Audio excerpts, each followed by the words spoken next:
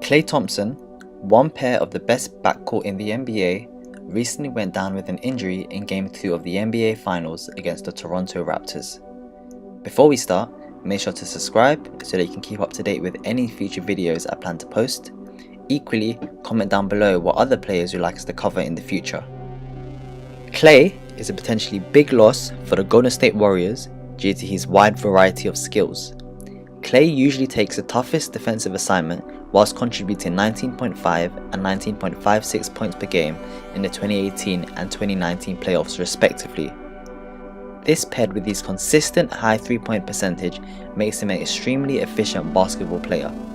As a result, Steph and KD, when healthy, was one of the reasons why Golden State have been seen as unstoppable in the last few years, winning 3 of the last 4 NBA Finals. Klay's efficiency was seen on full display when he scored 60 points in 29 minutes. In this game, he was scoring approximately 2.07 points per minute. What makes this even more amazing was that he did this on just 11 dribbles all game with the ball in his hands for only 90 seconds.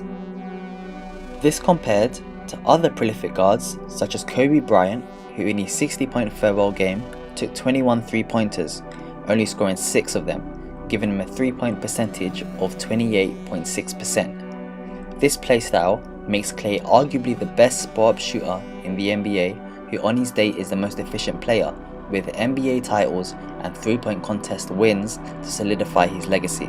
USA Today reported that Klay's per minute pace was better than Kobe's 81-point game against the Raptors on the 22nd of January 2006. Kobe had 1.98 points per minute with a 60.8 field goal percentage, whereas Klay had more points per minute with a higher percentage of 63.6%. A further report by the Elias Sports Bureau shows Thompson was the first player since 1954 with the introduction of the shot clock to score 60 points in a game whilst playing fewer than 30 minutes. To put this in perspective, Klay's pace was only 0.01 less than Wilt Chamberlain's pace when he scored 100 points per game against the New York Knicks. Due to this, many were shocked when Klay missed out on an All-NBA team, being picked behind guards such as Kemba Walker, Russell Westbrook and Kyrie Irving.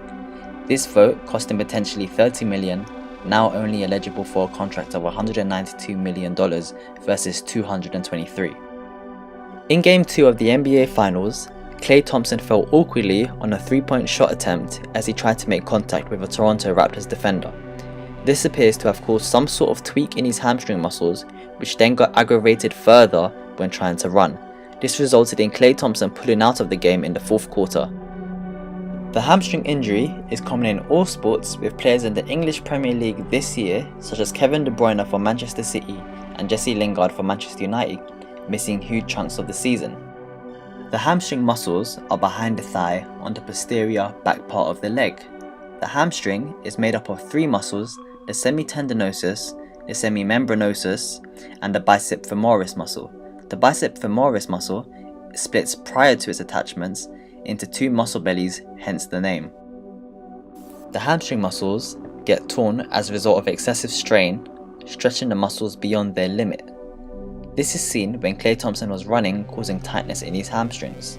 There are 3 types of hamstring injuries: grade 1, grade 2 and grade 3.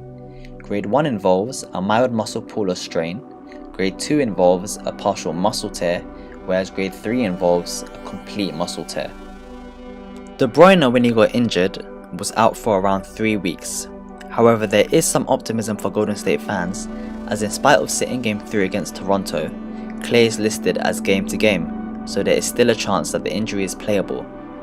There is, however, added risk that he may aggravate the injury further, but with the finals on the line, Klay seems prepared to take that risk. Regarding treatment, Golden State fans would be pleased to hear that no surgery is required to treat most hamstring injuries. The RICE strategy is usually used to initially manage the injury. The RICE strategy involves rest, ice, compression, and elevation. This paired with regular stretches and physio routines would help recover the injury in approximately 3 weeks. If you got this far into the video, with the NBA Finals underway, comment down below who you think will win. Also, make sure you subscribe to the channel before you leave, and also comment down below who you would like us to cover next. Thanks for watching, everyone.